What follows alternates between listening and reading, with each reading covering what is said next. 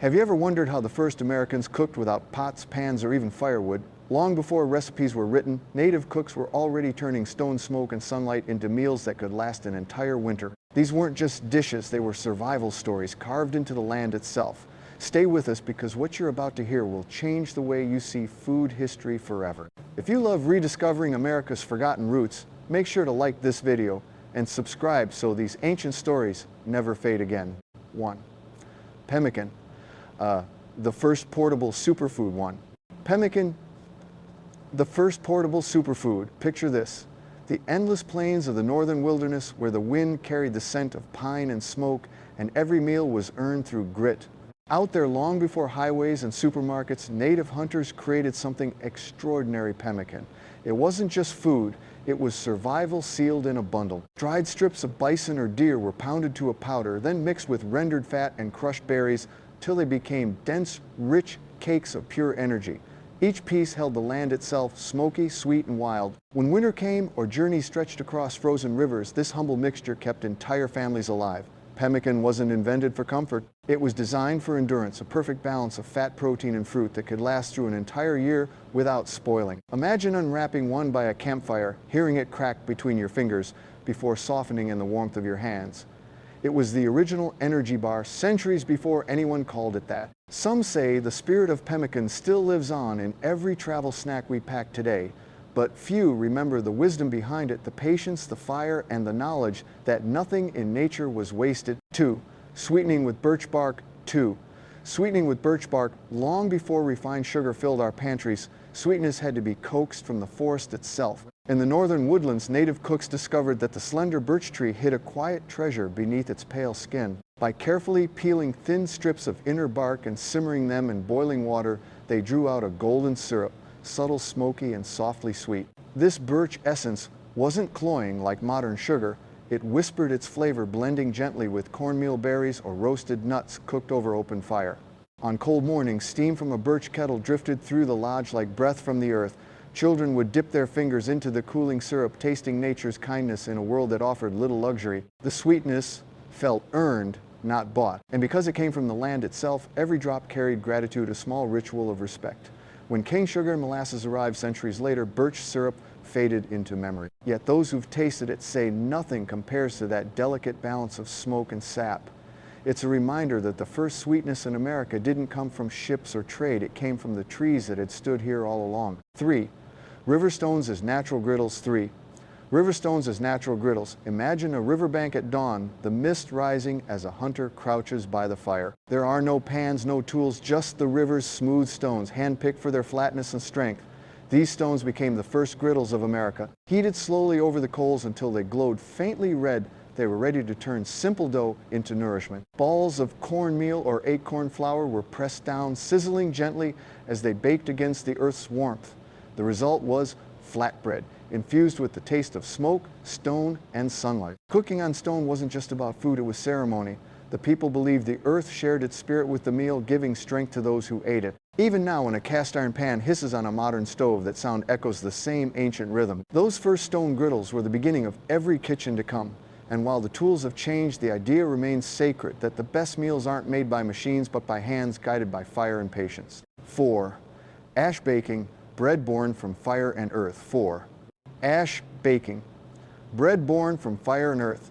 Out in the open plains where ovens were a luxury and hunger was constant, native cooks found a way to bake with nothing but ash, earth, and instinct. They would shape soft rounds of dough, sometimes made from acorn meal, sometimes corn, and nestle them directly into a bed of glowing embers.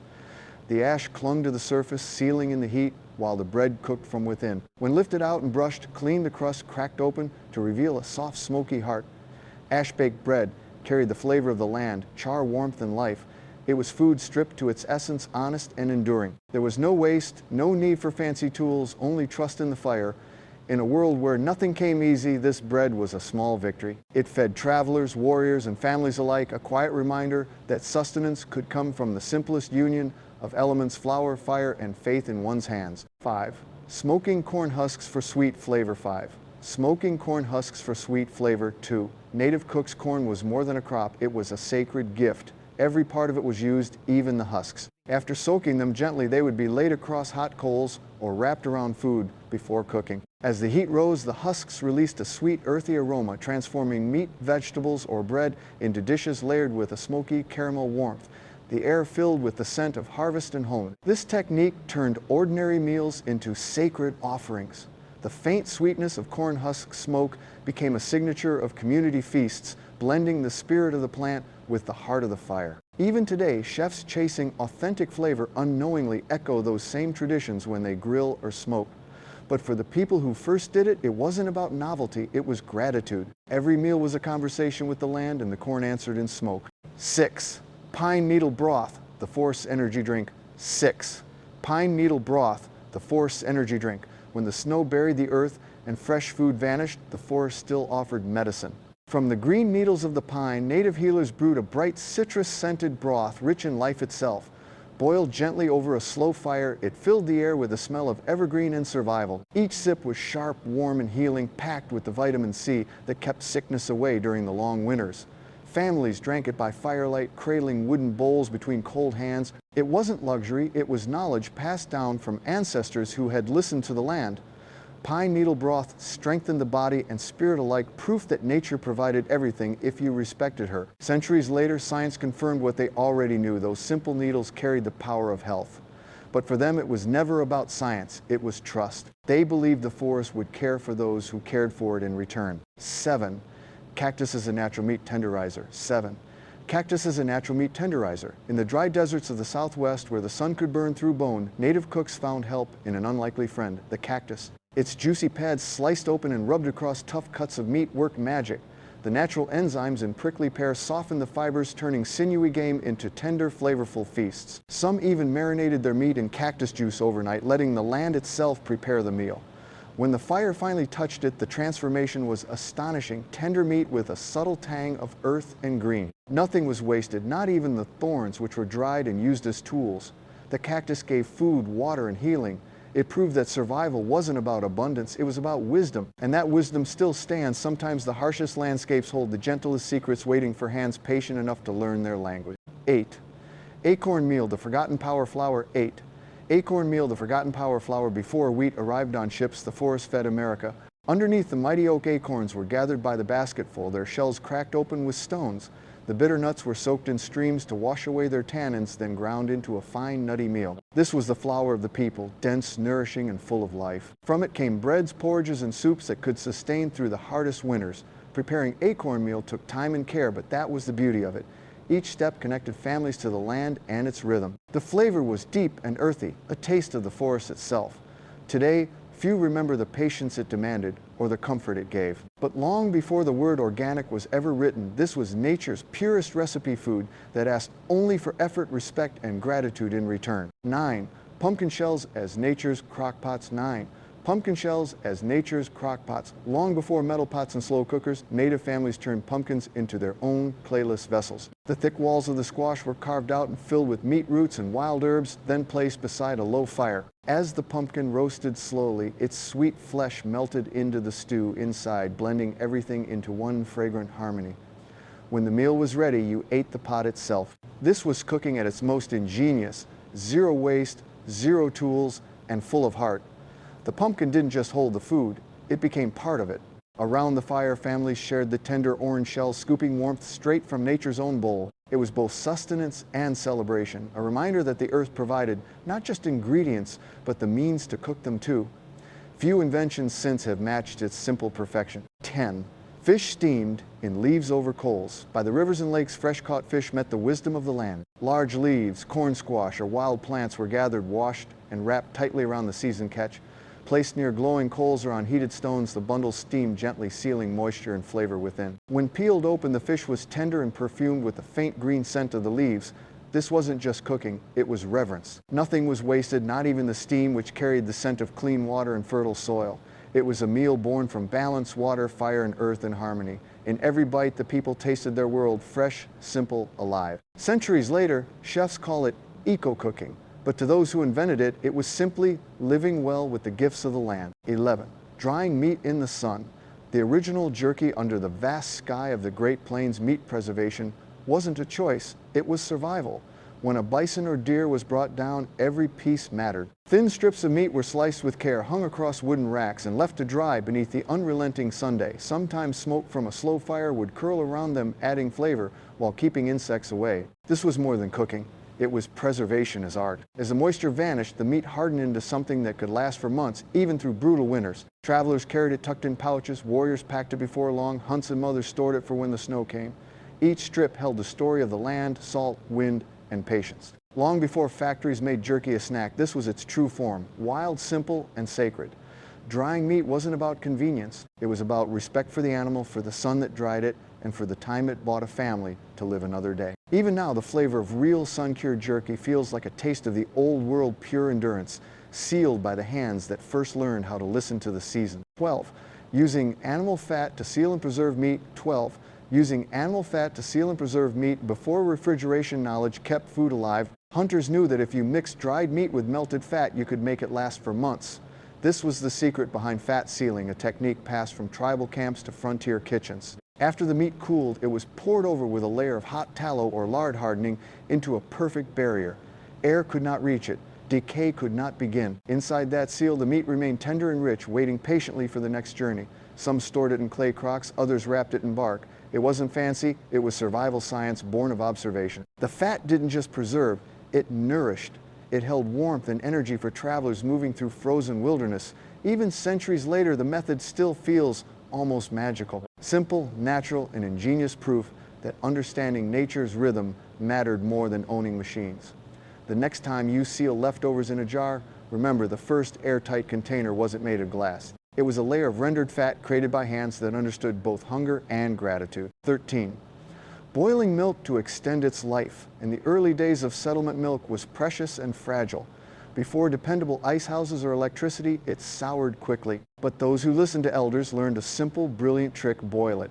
By bringing milk just to a simmer and letting it cool, they extended its life by several days, sometimes more. It wasn't a miracle, it was understanding heat and time. This boiled milk took on a slightly toasted flavor, soft and mellow, often used in custards, porridge, or cocoa. In a sense, it was comfort disguised as thrift. Children could drink it warm before bed. Mothers used it for baking when cream was rare. The scent of boiled milk became part of the home sweet, familiar, safe. Later, when pasteurization arrived, people thought they'd invented something new. But the wisdom had always been there, passed quietly from one generation to another. The difference was purpose. For those who boiled milk by firelight, it wasn't about hygiene, it was about making a little last longer. It was about love expressed through patience and care, one bubbling pot at a time. 14. Drying herbs in paper bags. When every leaf from the garden counted, even herbs were treated with reverence. Native and settler women alike gathered sprigs of thyme, sage, or mint, slipped them into brown paper bags, and hung them upside down in warm corners of the home. Tiny holes were poked for air to flow, letting the herbs dry slowly and evenly. Dust stayed out, aroma stayed in. Weeks later, the paper crackled as hands reached in to crumble the leaves, still green, still fragrant. Those dried herbs flavored soups, teas, and medicines throughout the year, reminders of the summer that had passed. Nothing fancy, no machines, just air, paper, and time. In truth, these kitchens were small laboratories of patience. Every bundle spoke of self-sufficiency and respect for the harvest. Today, we buy bottles of seasoning without thinking, but once every pinch came from someone's labor, someone's faith, that simple care could preserve life. Hanging paper bags filled with herbs wasn't just about flavor. It was about gratitude, knowing that even in scarcity, nature always offered enough if you listened closely. 15. Honey, nature's eternal preserver. In a world where most food spoiled within days, honey stood apart, liquid sunlight that never turned bad. The first Americans, both native and frontier families, treated it like gold. They discovered that honey's low moisture and natural acidity made it hostile to decay. A spoonful could sweeten tea, soothe wounds, or preserve fruit for months. In clay jars or wooden crocks, it glowed amber in the firelight, a symbol of plenty. When mixed with berries or herbs, honey became medicine. When brushed over roasted meat, it turned a meal into celebration. Children licked it from spoons like candy, unaware they were tasting something immortal. Modern science calls it antibacterial. Ancient cooks simply called it life. Honey wasn't just food, it was faith in the enduring generosity of the earth. And perhaps that's why every drop was used with reverence. Even today, when you drizzle honey over toast or into tea, you're repeating an ancient ritual, one that began long before sweetness came in packets and labels. 16. Lye-cured fish, ancient alkaline preservation. At first glance, Soaking fish in a caustic lye solution sounds dangerous, but to early cooks along America's coast, it was genius. Borrowed from ancestral and old world methods, this alkaline treatment raised the fish's pH, halting spoilage while transforming its texture. What emerged wasn't raw yet, not fully cooked, dense preserved, and strangely delicate. The process demanded patience, clean water, wood ash or soda lye, salt, and time. Once rinsed and dried, the fish could last for weeks without refrigeration. It became a reliable source of protein when the seas froze or travel was impossible. To modern ears, it might sound harsh, but for those who practiced it, lye curing was balance, fire and water and chemical harmony. The method survived because it worked, because it respected necessity. Long before vacuum packs and cold storage, families preserved their catch with wisdom that seemed almost alchemical. In truth, it was simply the deep understanding that survival comes to those who dare to learn from both earth and element. 17. Bacon grease, liquid gold of frontier kitchens. In the mid-century kitchen, the tin can beside the stove wasn't garbage, it was treasure. After every breakfast fry-up, the leftover bacon grease was poured into that can, strained and saved. Solid or liquid, it was pure flavor ready for the next meal. Cornbread baked in it gained a smoky edge. Potatoes fried in it crackled with a scent that filled the house. Some even used a spoonful to season greens or pop popcorn for family nights. For settlers and frontier families, bacon grease was more than thrift, it was connection. Nothing was wasted because waste meant hunger later. This humble fat tied generations together, a grandmother teaching her daughter to strain it through cheesecloth, a boy sneaking a smell of the warm tin before dinner. When modern diets began to fear fat, the tradition faded. But that old tin can tells a story of resilience. People made do with what they had, turning scraps into comfort. Every spoonful carried memory, the sound of a sizzling pan, the laughter at the table, the steady promise that tomorrow's meal would come from today's care. In those days, nothing shone brighter in a kitchen than that little can of gold. 18. Ash and smoke preservation. Before salt was plentiful and refrigeration existed, preservation meant mastering smoke and ash. Hunters and home cooks alike discovered that slow smoke from hardwoods, oak, hickory, maple could dry meat while wrapping it in a natural armor of flavor. Ash too played its part coating food to repel insects and hold back moisture. Together they became guardians of survival. The process was slow and sacred. Meat hung above low fires for days, absorbing the wood's perfume until its color deepened to bronze. Fish were buried in cool ash pits, later unearthed smelling faintly of the forest. The result wasn't just preserved food, it was transformation. Those who tasted it said it carried the soul of the land. Smoke became seasoning, memory, and medicine all at once. Even now, every barbecue pit or campfire cook owes a quiet debt to that ancient practice. It wasn't an invention born of luxury, it was necessity refined into art. And through the curls of blue smoke, you can still glimpse the same patience and respect that once turned hunger into mastery. 19. Rolling citrus before juicing. At first glance, rolling a lemon across the table seems like a trivial habit.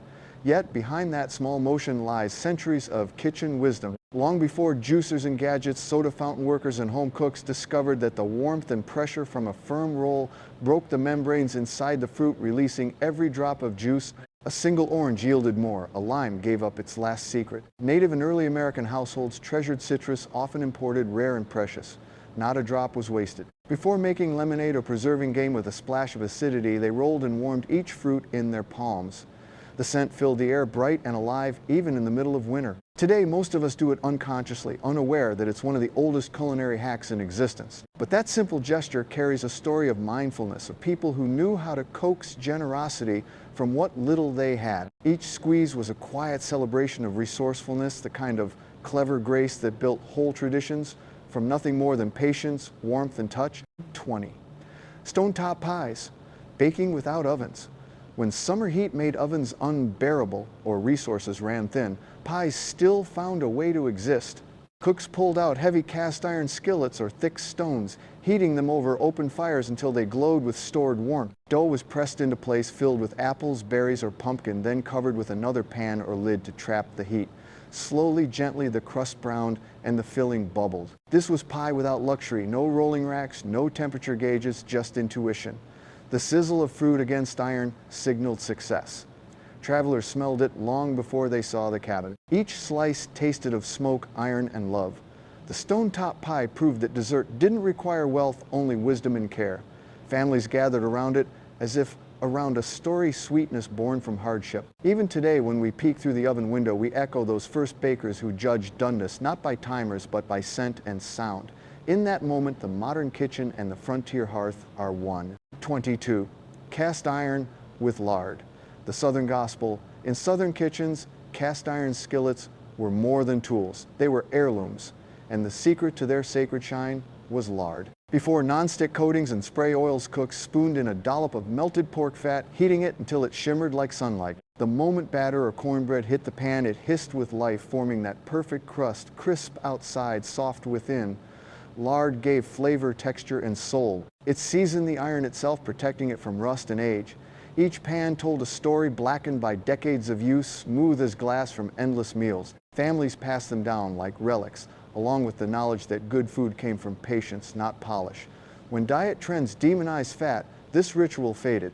Yet those who kept their cast iron alive still swear by the gospel of lard. It's more than grease, it's memory.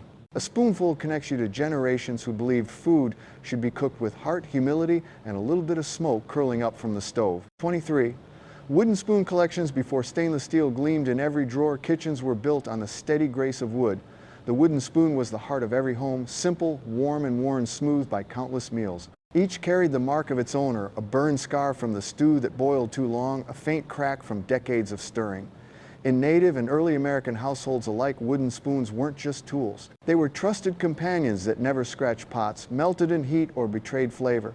Mothers passed them to daughters as quietly as stories often bundled with recipes, scribbled on paper, browned by age. They stirred cornmeal soups and stews, absorbing the scent of smoke and spice, building character over time. The more used a spoon was, the better it became, seasoned by love, just like cast iron. When modern utensils arrived, people traded wood for shine. Yet something was lost in the exchange, the rhythm of stirring, the memory in the grain. To hold a wooden spoon today is to touch the past, to feel the pulse of generations who cooked not by timer or recipe, but by instinct, heart, and sound. 24. String and poultry trussing. Every great feast from harvest to winter gathering began with a humble act of tying. With twine, sinew, or linen thread, cooks bound a bird's wings and legs close to its body, a ritual known as trussing. This wasn't just about looks. It helped the bird roast evenly, keeping the juices sealed inside and the skin golden all over. In native and frontier kitchens, this skill showed care and craftsmanship. The cook who could truss cleanly was respected, trusted with the meal that fed the entire clan. The sight of a neatly tied bird turning slowly over open fire spoke of patience and pride. Modern cooks may reach for rotisserie clamps or silicone bands, but the principle remains unchanged. Order brings perfection. The old strings left faint marks the imprint of tradition. Every tie, every knot was a promise that no piece of the feast would go to waste. It was as much art as function proof that even the smallest gesture could honor the food that sustained life. 25. Potting butter, storing gold in a jar. In the chill of mountain winters, butter was both luxury and necessity. Without refrigeration, cooks preserved it using one of the most ingenious methods imaginable, potting. Freshly churned butter was packed tightly into stone jars and covered with a layer of melted lard or clarified butterfat, sealing it away from air. Once cooled, it hardened into a golden cap of protection. This simple act could keep butter fresh for weeks, even months. The taste stayed sweet, the texture creamy, and every scoop felt like uncovering buried treasure. Families stored these jars in cool cellars or shaded earth, knowing that inside waited the richness of summer pastures. To those who lived it, potting butter wasn't science, it was survival with grace. It taught that preservation could be beautiful, that patience was as nourishing as food itself. Today, when we twist the lid of a refrigerator-safe tub, we're miles away from those stone crocks. Yet the idea remains timeless. True preservation is a partnership with nature, not a fight against it. 26. Pre-freezing pies for flakier crusts. Before baking became a science, it was intuition and sometimes a bit of magic. Home bakers discovered that chilling or even freezing a pie before sliding it into the oven produced a crust unlike any other, crisp layered and light as air. The cold kept the fat solid until the heat struck, releasing steam that lifted each flaky layer. This wisdom spread quietly from farmhouses to small-town bakeries. Women wrapped pies in wax paper, tucked them into ice boxes, and let patience do the rest. When the oven door opened, the scent of buttery pastry filled the air, proof that time itself was the best ingredient. In a world obsessed with shortcuts, this old trick reminds us that waiting has its rewards. Every perfect slice was earned, not bought. Those early bakers didn't need food thermometers or glossy cookbooks. They trusted touch, sound, and the whisper of the crust as it cooled. The flake of each bite was a hymn to stillness, and every pie a quiet celebration of restraint and care. 27. Chilled bowls for perfect whipped cream. Before electric mixers, whipping cream was labor, a test of rhythm and resolve. But even then, cooks knew a secret: chill the bowl. A cold surface kept the cream's fat firm, letting air fold in faster and lighter. The result was clouds of sweetness so soft they trembled. In the days when ice was carved from frozen rivers and stored in sawdust-lined houses, a chilled bowl was a luxury. Yet every hostess worth her salt prepared it hours ahead, setting it outside in winter or lowering it into a cool spring. When guests arrived, she could serve desserts crowned with fresh hand-whipped cream that melted like snow on the tongue. The technique became a symbol of grace under effort, a small gesture that elevated a simple meal to something elegant. Today, metal whisks hum and machines do the work, but that first spoonful of cold, airy cream still carries the same magic. It whispers of patience, skill, and the quiet pride of doing something the hard way, because the hard way tasted better. 28. Butter curlers. The art of presentation. There was a time when even butter was dressed for dinner. With a small tool of metal and charm, a butter curler host carved golden ribbons that unfurled like roses across the table. These curls weren't just decoration. They softened faster than hard slabs, spreading easily on bread while catching the eye like sunlight on silk. For native-inspired and frontier households that had learned to make their own butter curling, it became a mark of hospitality. It said, "You are welcome, you are home." Each curl glowed with pride, a reflection of care taken in every detail. Though few homes use curlers now, their legacy lingers in every folded napkin and plated dish. The art of presentation wasn't vanity, it was gratitude, the belief that food deserved to be honored as much as eaten. One curl of butter could transform a simple meal into a memory, reminding everyone at the table that beauty, like kindness, is found in the smallest gestures. 29. Floral china and table rituals. A century ago, the dining table was a stage in floral china, its costume. Imported or handed down, each plate told a story. Roses for romance, daisies for youth, violets for modesty. Meals served on them felt sacred, even when the food was humble. Families gathered not just to eat, but to pause, to breathe, to share. In many Native and early American homes, tableware was the bridge between the old world and the new, a way of honoring both ancestry and aspiration. The clink of china, the soft fold of linen, the flicker of candlelight, these were rituals of belonging. When the plastic age arrived, floral china faded into attics, yet its spirit never left. Setting a table beautifully is still a quiet rebellion against haste. Each plate, each cup whispers a truth older than time. Food is not only for the body, it is for the soul. 30. Cloth and paper in food preservation. Long before airtight containers and cling film preservation was tactile. Doughs rose beneath damp cloths, cookies cooled on brown paper, vegetables rested between sheets of linen. Each material breathed with the food, allowing it to live a little longer without spoiling.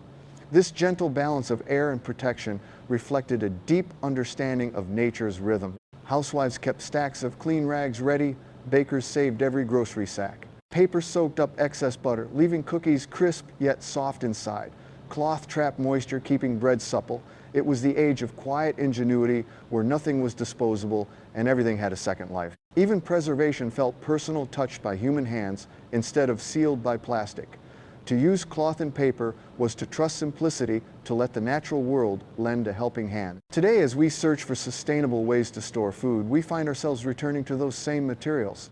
The wisdom of the past waits patiently in our cupboards, reminding us that progress often means rediscovering what we once already knew.